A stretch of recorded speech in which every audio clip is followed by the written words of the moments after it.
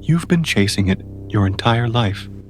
That feeling, that moment when everything falls into place, when the weight lifts, when you finally feel complete. You thought it was in the promotion, in the relationship, in the perfect body, in the next achievement, the next purchase, the next destination, and for a moment, just a fleeting moment, it was there. You felt it, the relief, the joy, the sense that you'd finally arrived. But then it faded, and the search began again. What if I told you that the happiness you're desperately seeking outside yourself has been with you all along, not as a concept, not as a belief, but as your very nature, hidden only by the constant movement of your mind toward what it believes will finally make you whole? Today, we simply invite ourselves to turn inward and recognize the peace that never left. This contemplation, drawn from the profound teachings of Ramana Maharshi, offers a quiet space to understand how to dissolve the illusion of separation and return to your natural state, the happiness that has always been you. Ramana Maharshi, the silent sage of Arunachala, spent his life pointing to one essential truth. Happiness is your nature. It is not wrong to desire it. What is wrong is seeking it outside when it is inside. Let that settle. We've been conditioned to believe that happiness is something we must acquire, something we must earn, something that exists somewhere out there, just beyond our reach. If only we work harder, achieve more, become better. But Ramana asked a different question. Not, how do I get happiness? But, where does happiness actually come from? Watch your own experience. When you finally get what you want, the text you've been waiting for, the approval you've been craving, the solution to the problem that's been haunting you, where does the happiness come from? Does it come from the object itself? Or does it come from the sudden quieting of your mind, the momentary cessation of wanting? In that space, that brief gap between desire and the next desire, you touch something that was always there, waiting beneath the noise. Ramana called this the self, not the small self of thoughts and preferences and stories, but the vast, unchanging awareness that witnesses everything, including your search for happiness. He observed something remarkable about the way we live. When your desire is fulfilled, when you finally get what you've been wanting, the mind doesn't continue racing outward. It returns. It comes home, back to its source, back to the heart, back to the self. And there, in that return, you experience what you call happiness. But it's not the object that gave you happiness. It's the return itself, the coming home, the brief cessation of seeking. The same thing happens in deep sleep. No possessions, no achievements, no identity, no world, just pure rest. And when you wake, you say, I slept so well. You were happy, completely at peace. Where was the happiness? There were no objects, no experiences, no thoughts. Just you, as pure being. In deep sleep, you were happy. Now you are not. What came between that happiness and this unhappiness? It is the ego. Seek its source and find that you are happiness. The ego.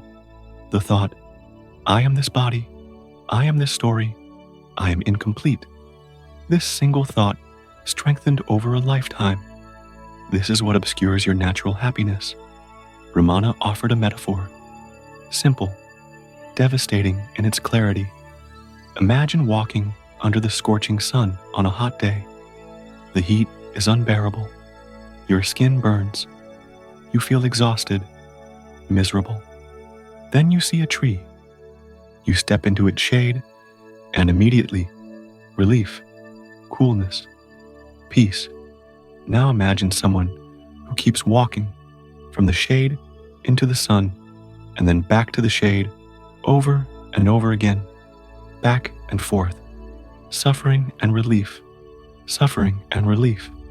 A person who continues going from the shade to the sun and then back to the shade is a fool. A wise person remains always in the shade.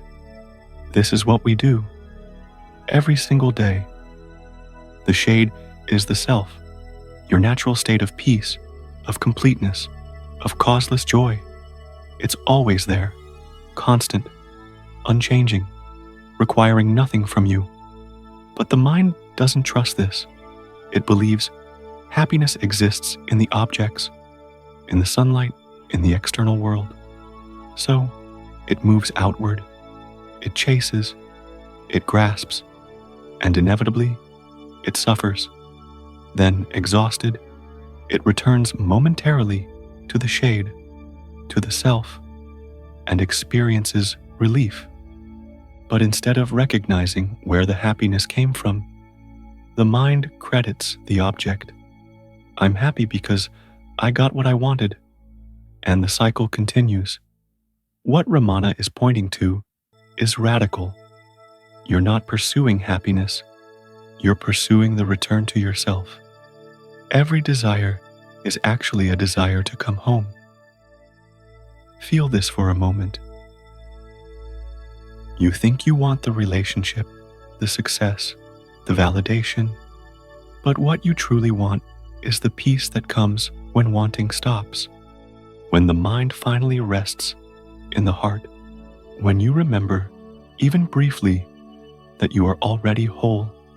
Even modern science now glimpses what sages have always known, that when the mind grows quiet, happiness naturally shines, not as something created, but as something revealed. Your natural state, waiting beneath the turbulence. But you don't need anyone to tell you this. You've experienced it yourself.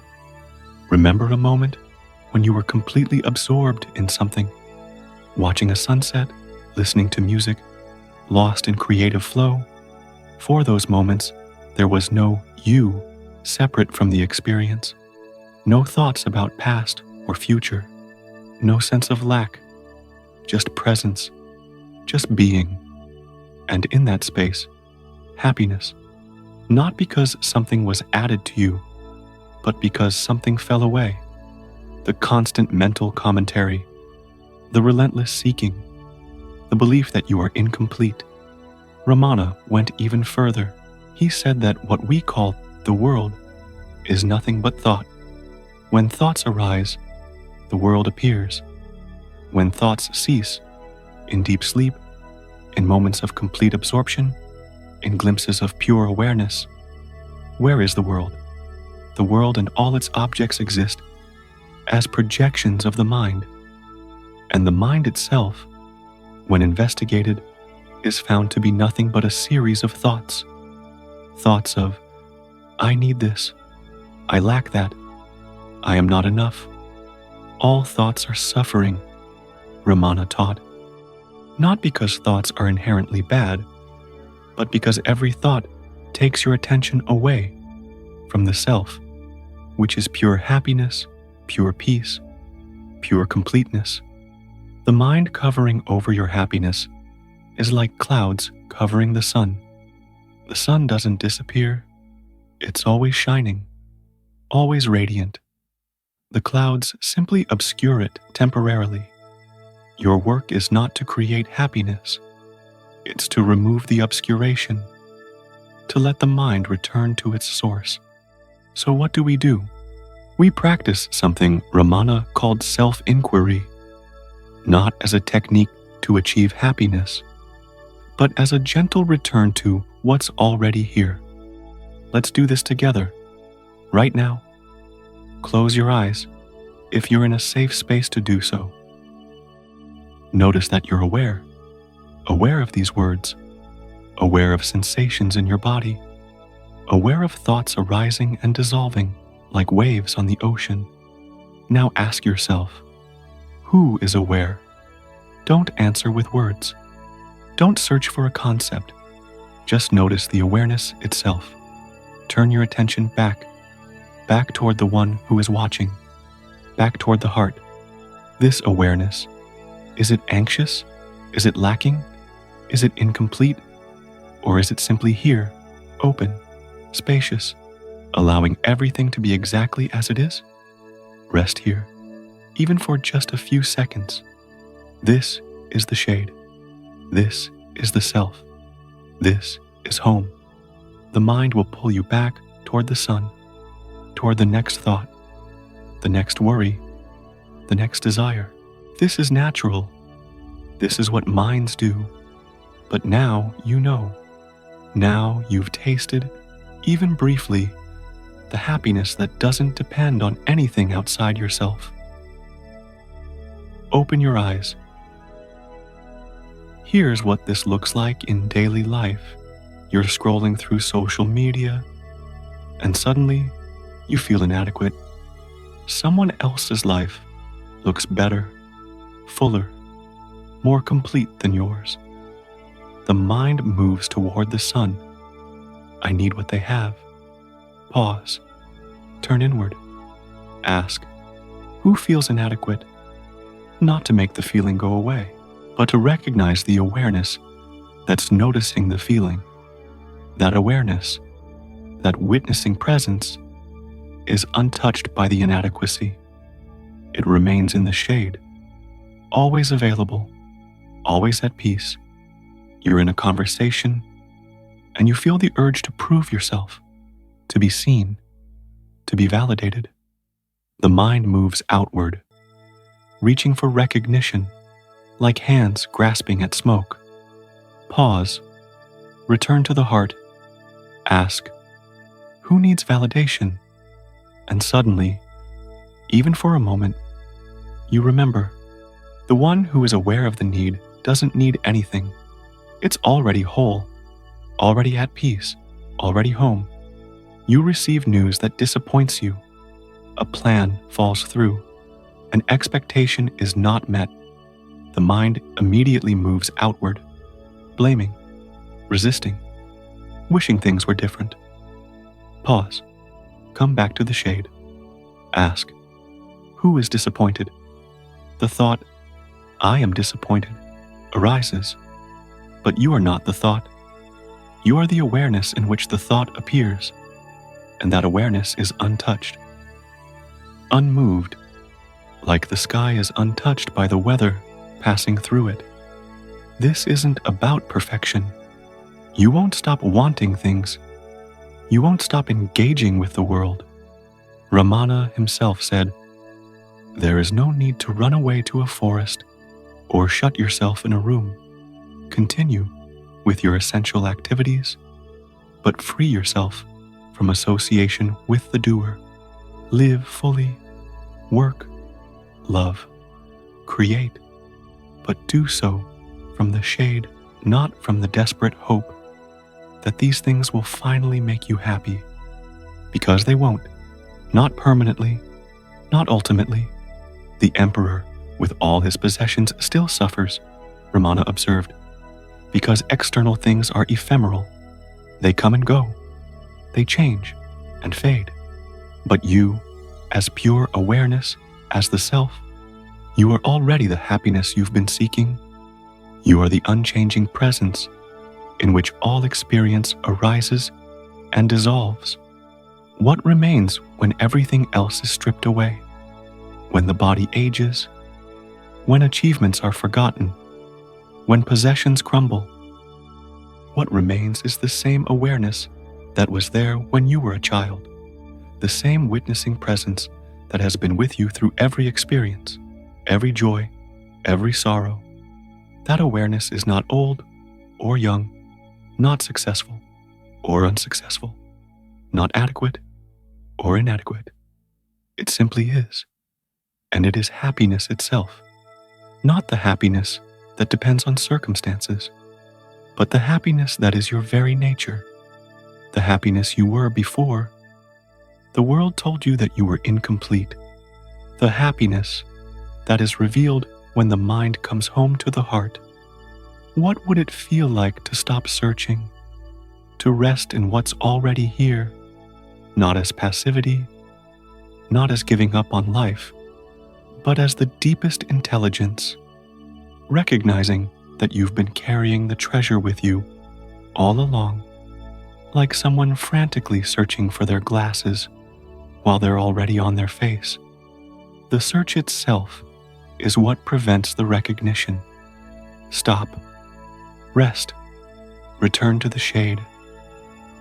Ramana spent decades sitting in silence on the holy mountain Arunachala, and people from all over the world came to ask him how to find happiness.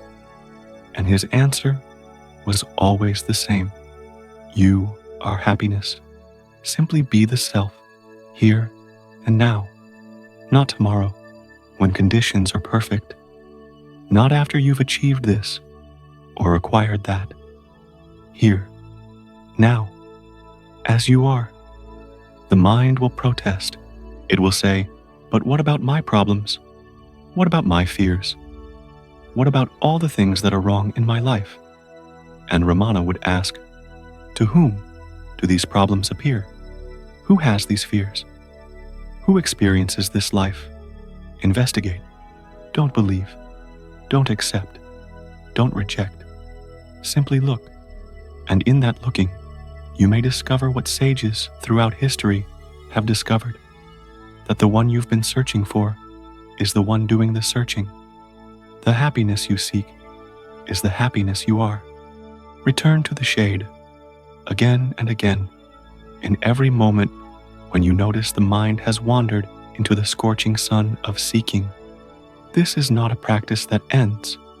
It's a remembering that deepens, a coming home that becomes more natural, more effortless, more ordinary, until one day you realize you never left. The shade was always here. You were always home. You were always happiness itself. I'll leave you with one question to carry in the silence. If happiness is not something to be gained, but something to be recognized, if it's your very nature, always present, always available, what changes in how you live this day? Let that question rest quietly in your heart. Let it work on you the way water slowly shapes stone. And whenever you find yourself chasing again, reaching again, believing again that happiness is somewhere else, remember Ramana's words. Remember the shade. Remember the self. Return to the heart. The door has always been open. If this truth resonated, walk with us deeper into the silence, where the masters still speak,